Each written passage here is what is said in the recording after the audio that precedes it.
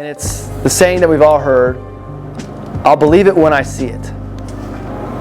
And I wonder how many things have been waiting to be seen, to be believed, that are never seen.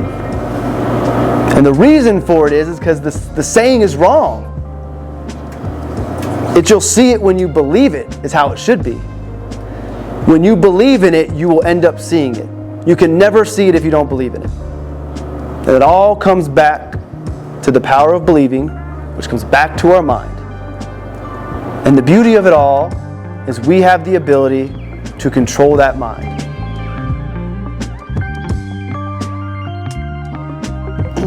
All right. So 7 o'clock on the dot, so we'll get started. And appreciate everybody coming back after the little vacation we took from the series for Thanksgiving. I hope you all had great Thanksgiving holiday with your family. Obviously, safe travels that you're all here. And as I've done every talk, I want to thank all of you for taking time tonight on a cool, dark evening to come join me for this conversation. So I appreciate it. And for those that are here for the first time, I encourage you to go back and check the first 3 talks out. They're on my YouTube channel, which you can just search my name. They're also on the podcast, which now has officially been rebranded to Life Design Plus, Mastering the Art of Living Your Authentic Life. I haven't done a big campaign for it, but that's how you would find it on the podcast players. And while you're there, the thing I hate to do, but we're supposed to do as YouTube hosts and podcast hosts, give a like, share a review, give a subscription. I believe that the people who need to hear that show or hear these messages will eventually find it. But if we can help them speed that process up by playing with the algorithm and playing the game, then I want to do that. So if you wouldn't mind, that would be helpful.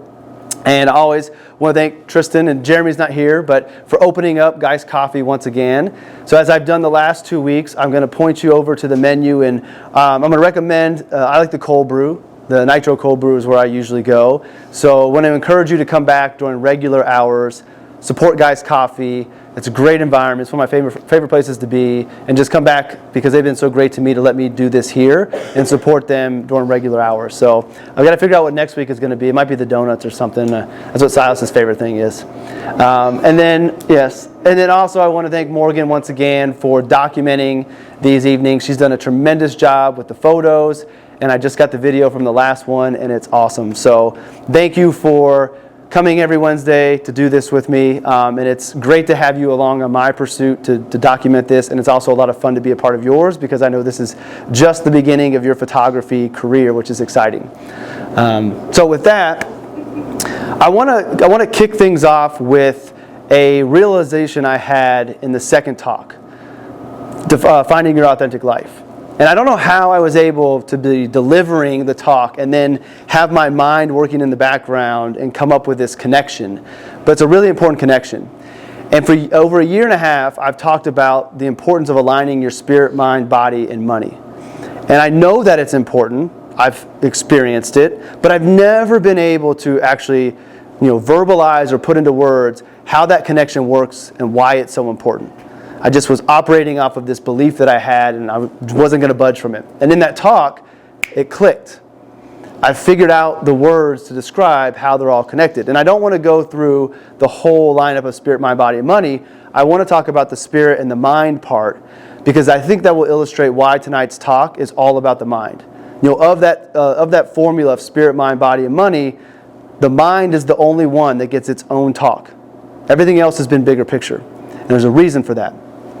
So if we look at the connection to our spirit and our spiritual self, that I believe is our connection to our Creator. Whomever or whatever that might be for you, but that is how we connect to the being that created us.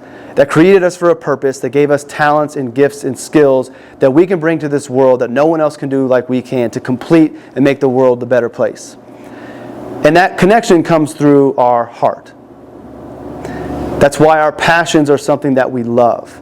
And our passions we're called to do and we're pulled towards, because that is where we're supposed to be going. And the stronger our connection is through our spiritual self, the more clear picture we get, a better understanding of who we're supposed to be, what we're supposed to be doing, and why we're here comes. So if we're able to make that connection and strengthen that connection, we have a better understanding of who we are and where we're supposed to be going. But understanding that is only the beginning of the process. You need to be able to make that actually happen.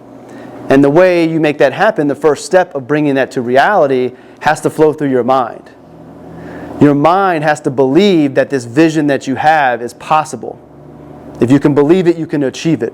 I've got a bunch of lines tonight like that. But you can't take the first step towards actually making that your reality if you don't actually believe it to be possible. So that is why the mind is so important, because you can get this vision, you can have this passion, you can be called for this life, but if you can't believe in it, it can never become reality. And that will just leave you a life of frustration, discontentment, unhappiness, because you have this exciting life that you want to live, that you feel you're supposed to live, but you can't do it because your mind won't let you. So once you get that connection, you've got to work on getting control of your mind, either maintaining it or regaining control of it, as we're going to look at tonight, to be able to take that next step towards living your authentic life. So that is why it's so important. And if you don't believe that quite yet, hopefully I can change your mind over the next 30, 40 minutes, that the mind is really something that's important, and our authentic life cannot become what we want it to be without our mind. Our spiritual connection will fall short if the mind doesn't believe it to be able to be true. Henry Ford has a saying that I absolutely love: whether you think you can or you can't, you're right. Think of one thing that you accomplished that you didn't think you could do. And think of all the things that you accomplished that you thought you could do. You can't accomplish anything if you don't believe that you can do it.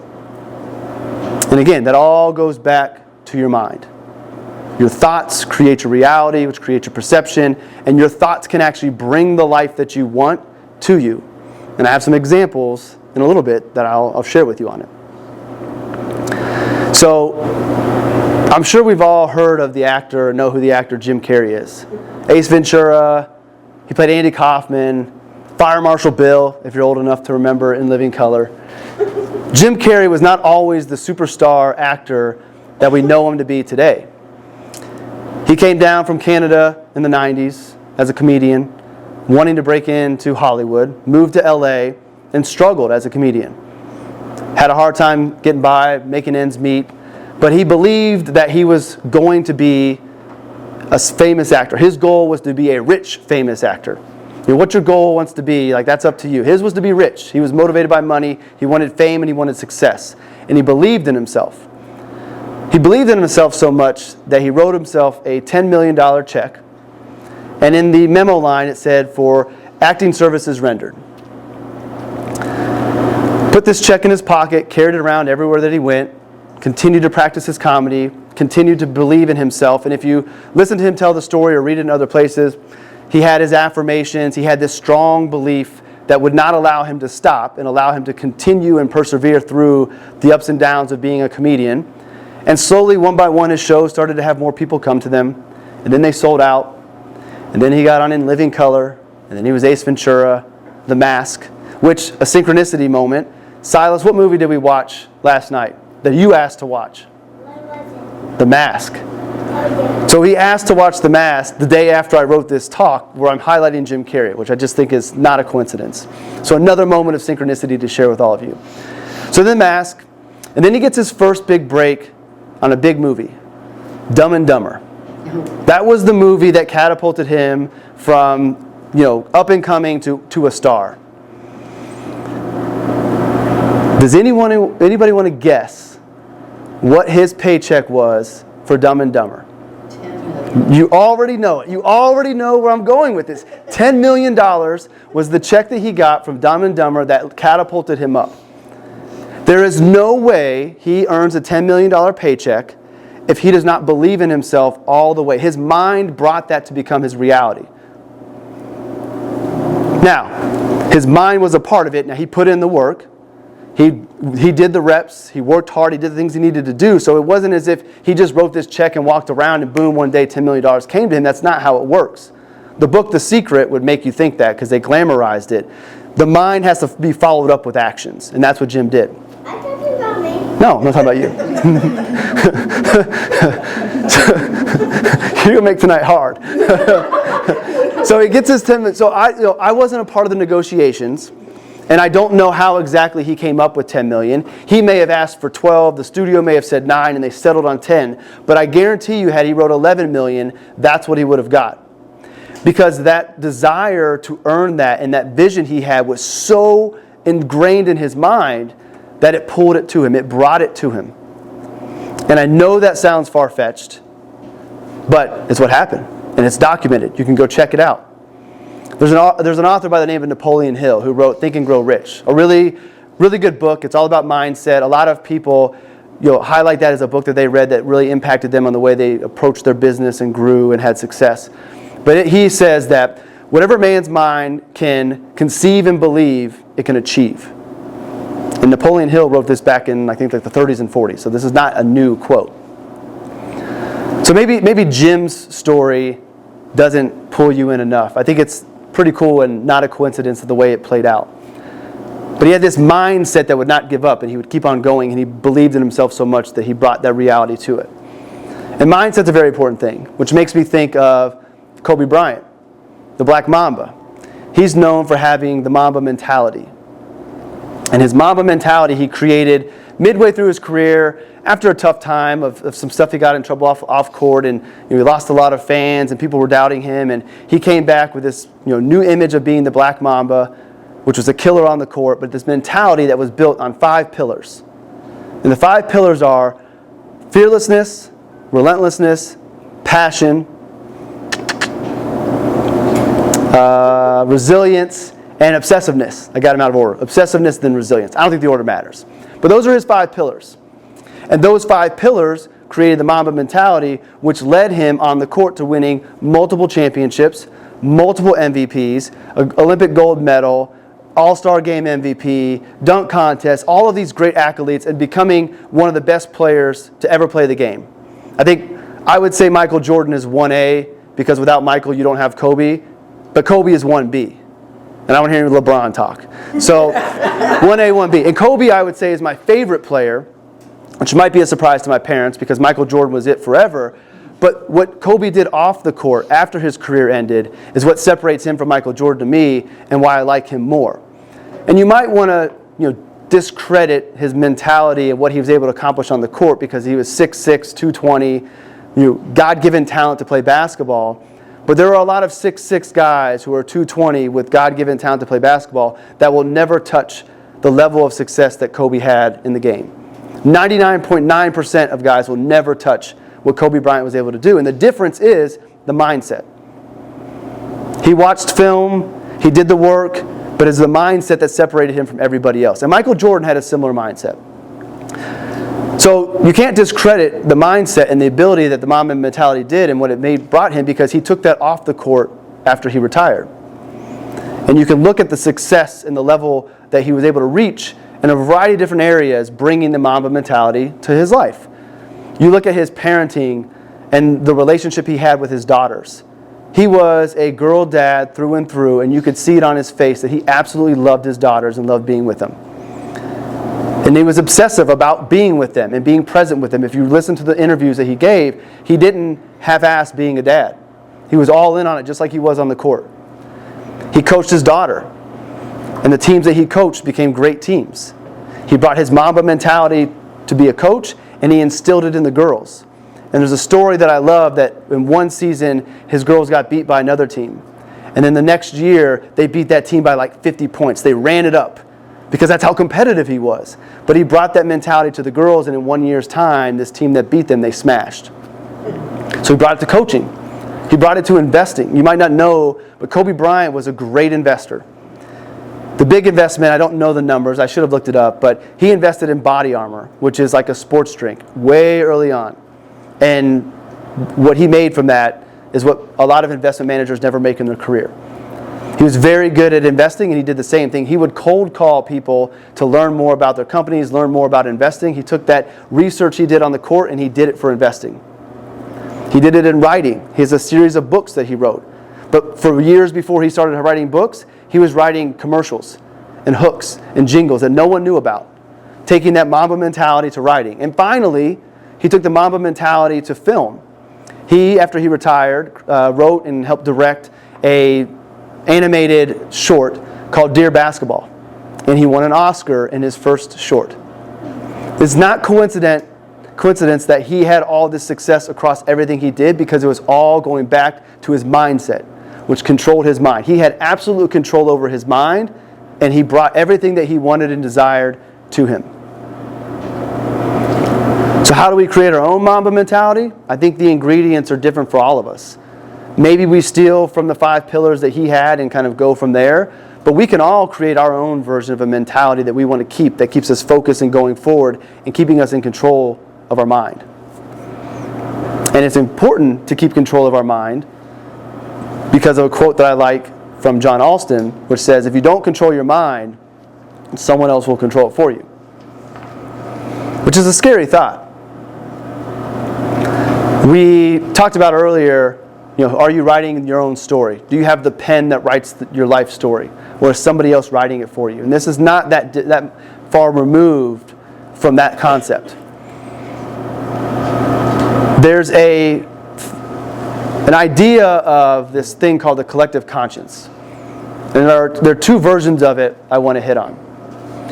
In the collective conscious, basically the first version talks about how groups kind of have similar beliefs, that we as individuals have our own conscience, but we come together as a group and we accept certain things that kind of creates a collective conscience. So an example of that would be we all drive on the right side of the road.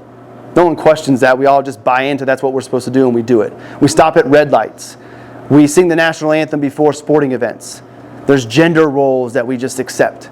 That's all a part of a collective conscience that we all just buy into. And it's not necessarily a bad thing, but who is determining what those roles are and what the rules are that we just buy into? We don't know. So it's this idea that there's this conscience that we all buy into, and it can go to small groups and big groups. That's not the one that I want to spend more time on. That's interesting, but I think it's easy to accept because we can see it. There's a more spiritual version of the collective conscience, which basically says there's one universal conscience that exists. You can't see it, Bennett. It's not like a physical thing. It lives up somewhere. But think of it like a shared Google Drive that we all have shared access. And in this collective conscience is every bit of information that ever existed, the answer to any question that might be, and all of our thoughts. Lives up in this cloud that we all have access to. And the theory suggests that if enough people in this collective conscious were to believe something, then it is able to bring that to reality. Which is, you think about cults and conspiracy theories and these types of things that people believe in very strongly. That's a little bit of a version of it. But I think the best way to illustrate what this collective conscious could be like is the show The Simpsons. Now, I used to watch that growing up. I kind of quit watching. It's been still going on. I kind of want to get back into it with the boys because, memories, and I thought it was good. But The Simpsons is well known for predicting the future. They've predicted, I think, the Eagles winning the Super Bowl. They've predicted scores of big games, World Series outcomes. They even predicted Donald Trump becoming president. The collective conscious theory would say The Simpsons didn't necessarily predict the future, it created the future. By having enough people who watch The Simpsons that see these events, and enough of them have it in their mind that goes into this collective conscious and believe it, it was able to bring it to reality. And I don't know if that's actually true, but I almost think that's more true than it having that many coincidental predictions as close as it did. So maybe there is some truth that there is this vibration or this force out there that takes our thoughts, and enough people think it can bring it to reality. Which can be a scary thing, or it could be a really cool thing if everybody would get along and we had positive thoughts. We could create a utopian society off of the collective conscious. But regardless, it makes you think twice about who's controlling your thoughts. Because if there is some truth to thoughts and ideas being planted in your mind for the benefit of somebody else, now you can become a pawn in somebody else's game of chess. They can use your thoughts and your mind to create their authentic life to benefit them and maybe not you. So if Jim Carrey and Kobe Bryant and their experiences with their mindset don't motivate you enough to think about who's controlling your mind or trying to regain control of your mind, maybe the thought of somebody else using your mind for their benefit and your demise will motivate you to kind of look at it more closely. I think that's just, the whole idea of that is fascinating. Again, I don't know if it's true or not, but I can't say it's not for sure, which makes me think that there is some possibilities to it. And in the possibilities of this, it brings me to science. The stories are great. We sometimes dismiss the stories of a Kobe Bryant or a Jim Carrey, or Oprah talks about this a lot because they're successful. And of course, these things happen to them. They're lucky. But the reality of it is, the reason they got there is because they already had this. They knew this.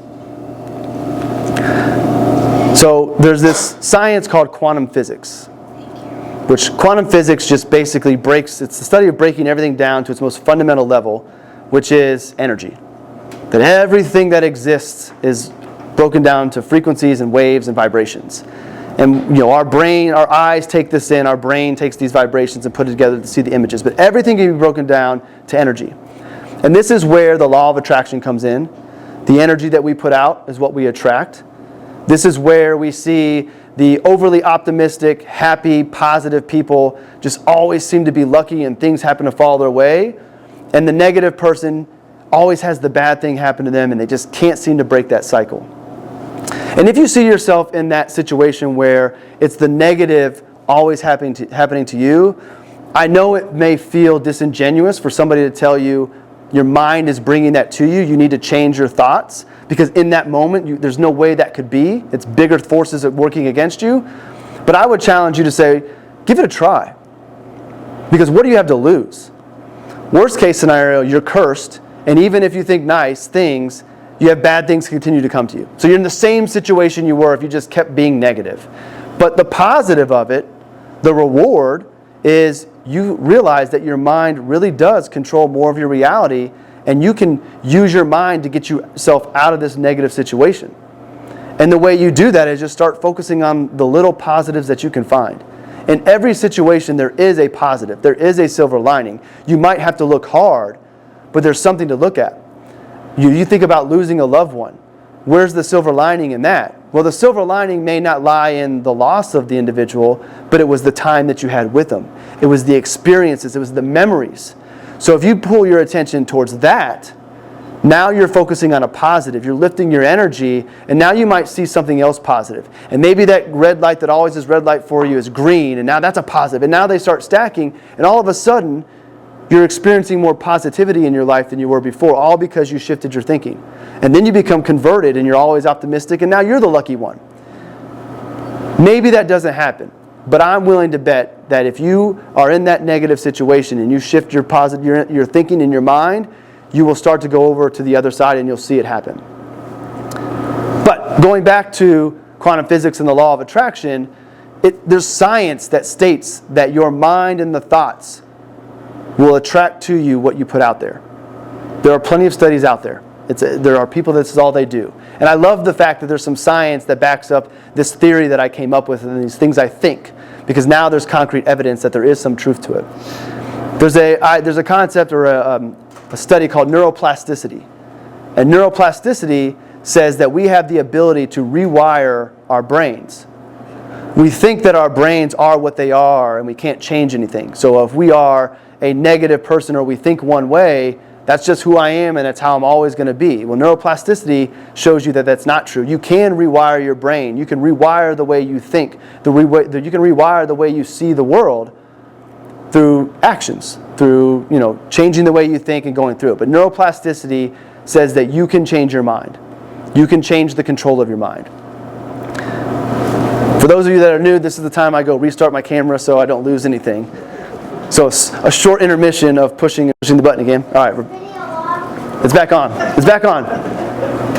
But that means we're about halfway through. You're doing good, bud. So sticking with the science theme, there is a doctor by the name of Joe Dispenza. Maybe you've heard of him, maybe you haven't. If you get into this area, he's really well known, but even outside of it, he's been on Oprah. Oprah loves him. He's been on all the big talk shows, all the big podcasts. But Joe Dispenza's story is mind-blowing. Joe was a chiropractor, participating in a triathlon, And as he was on his bike, he was rear-ended by a Bronco going 55 miles an hour. I have no idea how this Bronco got on the course to hit during a triathlon, but nonetheless, you can imagine the injuries he sustained from being hit while on his bike. So he lays in this hospital bed, and 4 of the top doctors in Southern California tell him that he needs to have this very intense, risky surgery, where basically they go in and put steel rods in his spine to realign it, fix it, and hopefully one day again he's going to walk. And Joe does something that I don't think I could do, as positive and optimistic as I am. He says, I'm going to pass. There's got to be a better way. So he lays in his bed, recovering, meditating and visualizing himself healing.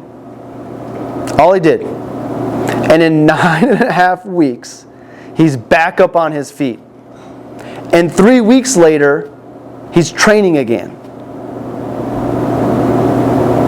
So a gentleman who was told, you may never walk again, you need to have surgery, you'll be in a body cast for a year, in 12.5 weeks, through the power of his mind, was able to get himself back to training after that accident.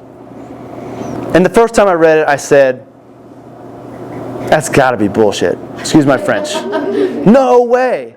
But it's documented. There's books, podcast interviews. There's been people who try to debunk it. It is true.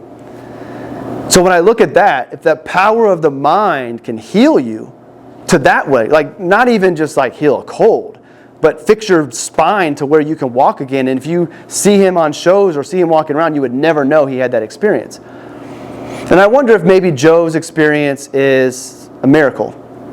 I believe in miracles. And maybe the purpose of the miracle was to show people that your mind really is that powerful.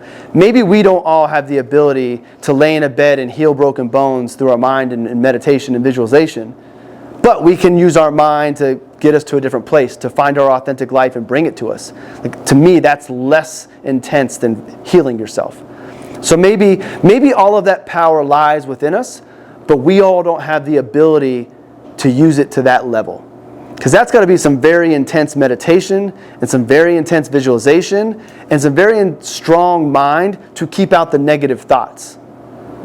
Because I've got to imagine any negative thoughts creeping in would have derailed his healing.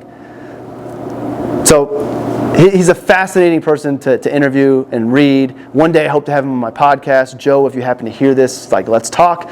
But his story is awesome, but it illustrates that the mind has incredible power. I like to think that I have a little bit of his power because I don't ever get sick. Silas, does Dad ever get sick? Kind of. I get sick maybe once a year. But I, for years, since the boys were little, since Roman was little, have always told them, Dad doesn't get sick. I'm not allowed to get sick. And if I do happen to get sick, it's like for a day and I'm better in 24 hours. And to prove to them that I don't get sick, I'll still get a kiss goodnight from Silas while he's hacking up alone. While he's sick, I still get a kiss. Roman and Leo don't kiss me anymore, but I'll lay in bed with them because I want them to see that your germs will not make me sick. And I don't get sick. And while I started saying that just kind of jokingly, the more I tested it by being with them when they were sick and I didn't get sick, the more I believed it. And I genuinely believe today I don't get sick because I won't allow myself to get sick. So maybe I have a little bit of Joe Dispenza in me on a miniature scale, but I think that my ability to stay healthy is impacted by my mind. And I have another cool science experiment to share with you about the power of your mind. There's a therapy that's used with amputee victims and stroke victims called mirror therapy. And the reason they do it is amputee victims sometimes will have very intense pain where the limb that's missing once was. And obviously, if the limb's not there, you can't alleviate the pain. Like, you can't fix the pain because the arm's not there. So what mirror therapy does is they sit a mirror down, like in a box, and what they do is they position it so that the limb that's there, the arm that's there, is seen in the mirror, and the eyes see the left arm. So the right arm moves, and it looks like the left arm is moving, and because the eyes see that, the brain interprets in that the left arm is there, and since it's moving, that movement alleviates the pain that the patient is feeling. Medicine is using the mind to heal pain in an arm that doesn't exist anymore. It's because the mind is telling it that the pain is gone. It's no different than the placebo effect. You've heard the studies of like the salt or the sugar tablets versus aspirin, and the majority of the people who get the placebo, their pain and ailments go away. Well, it's not because of the sugar tablets, it's because their mind thought they got the aspirin, which alleviated the pain. It's the mind that fixed it. So, all of these reasons for us to focus on our mind and controlling it, and if we're not controlling it, to take it back. Because if we take back the control of our mind and we believe in the power of the mind, like what we want to accomplish, there's nothing that we can't do if we really believe in it. And I do think there's a difference between saying you believe in it and actually really believing in it. And that difference is an internal thing. Like you can say you believe in something, but if internally you don't really believe it, you know that. There's a difference. Like you really have to commit to the belief and get rid of the doubt. So if we know this through the placebo effects and these other things, like why do we struggle with it so much? And I think there's a laundry list of reasons why people have a hard time controlling their mind. I think the first one is some people just don't believe that that's real. They'll justify why these stories happen, and they'll come up with excuses for why that happened for other people, which is understandable because this is not what we're taught. We're not taught that our mind is that powerful. So if we're not taught that, we don't really necessarily believe it. And then if you don't believe it, you don't experience it. So I think that's the first reason. There's trauma that people have experienced in their life that maybe just makes it very hard for them to take control of their mind. There's, like I mentioned, not experiencing it, so you don't know that it's actually true. There's social narratives. There's, rather than, working on your mind, let's put you on a prescription. And for some people that is the right answer, but I think for a lot of people, if they were to sit down with a therapist and they were to sit down and really focus on their mindset, they might be able to shake whatever it is that's got them without the use of pharmaceuticals. But we're not told that. So it's just not a part of our culture, maybe other cultures it is to really hammer home how important your mind is. And you could go off on a conspiracy theory that the elites don't want us to know that, because then we don't follow their path and they can't hold control over us.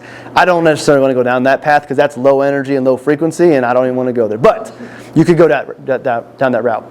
So what can we do about it? Well, the first one is, I think, bring awareness to the power of your mind and bring awareness to where your mind is today.